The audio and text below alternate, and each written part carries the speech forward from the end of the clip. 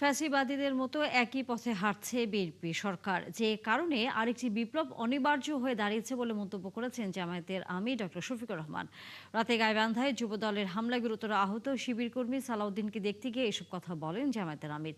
এই ঘটনায় দলটির একজন কর্মী নিহত হন। তিনি অভিযোগ করেন, সরকারি দলের মন্ত্রী এমপিদের দায়িত্বহীন কথাবার্তার কারণে দেশের নানা জায়গায় হামলা ও হত্যার ঘটনা ঘটছে।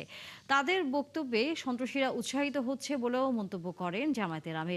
এ সময় ত্রয়োদশ জাতীয় সংসদ নির্বাচনের প্রসঙ্গ টেনে তিনি বলেন, দেশে গৃহযুদ্ধ ঠেকাতে ভোটে ইঞ্জিনিয়ারিং মেনে নিয়েছিলেন তারা।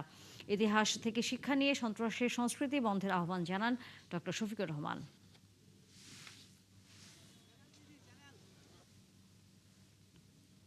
আমরা মনে করি সরকারি দলের কিছু সিনিয়র নেতাদের দায়িত্বহীন কথাবার্তার কারণে এই ধরনের ঘটনা ঘটছে।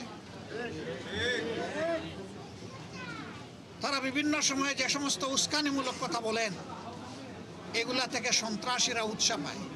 নির্বাচনে ইঞ্জিনিয়ারিং হওয়া সত্ত্বেও, আমাদের বিজয় জোর করে কেড়ে নেওয়া সত্ত্বেও আমরা শুধু দেশটা বিশৃঙ্খলা এবং সিভিল ওয়ারের দিকে না যাক, গৃহযুদ্ধের দিকে না যাক, এই জন্য এই নির্বাচনের রায় মেনে নিয়েছি। আর একটা বিপ্লব হয়তো বা অনিবার্য হয়ে উঠেছে।